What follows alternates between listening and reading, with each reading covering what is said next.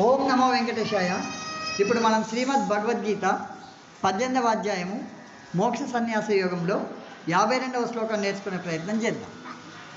వివిక్త సేవీ లగ్వాషి వివిక్త సేవీ లగ్వాషి వివిక్త సేవీ లగ్వాషి యత వాక్కాయ మానసః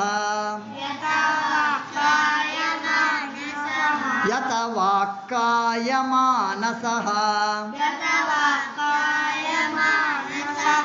యత వాక్కాయ మానసః ధ్యానయోగపరో నిత్యం ధ్యానయోగపరో నిత్యం ధ్యానయోగపరో నిత్యం వైరాగ్యం సముపాశ్రితః వైరాగ్యం సముపాశ్రితః వైరాగ్యం సముపాశ్రితః వివిక్త సేవీ లగ్వాషి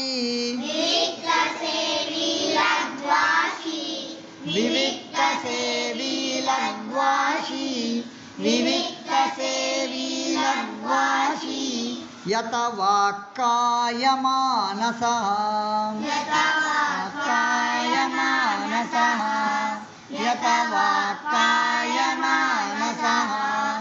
యత వాక్కాయ మానసః ధ్యానయోగపరో నిత్యం ధ్యానయోగపరో నిత్యం ధ్యానయోగపరో నిత్యం ధ్యానయోగపరో నిత్యం వైరాగ్యం సముపాశ్రితః సముపాశ్రితః వైరాగ్యం సముపాశ్రితః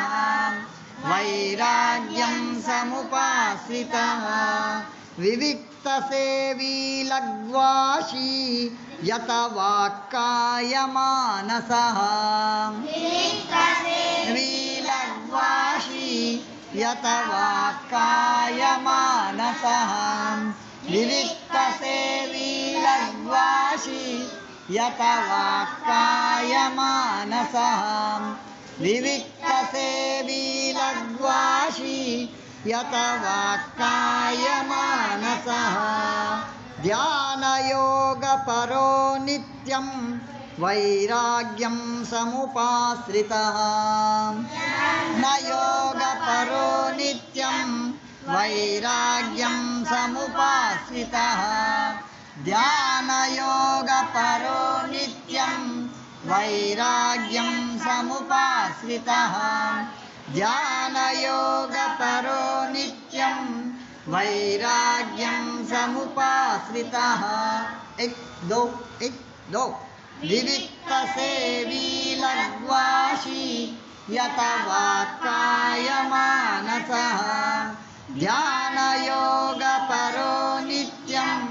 వైరాగ్యం సముపాశ్రితః వివిక్త సేవీ లగ్వాషి యత వాక్కాయ మానసః ధ్యానయోగపరో నిత్యం వైరాగ్యం సముపాశ్రితః వివిక్త సేవీ లగ్వాషి యత వాక్కాయ మానసః ధ్యానయోగపరో నిత్యం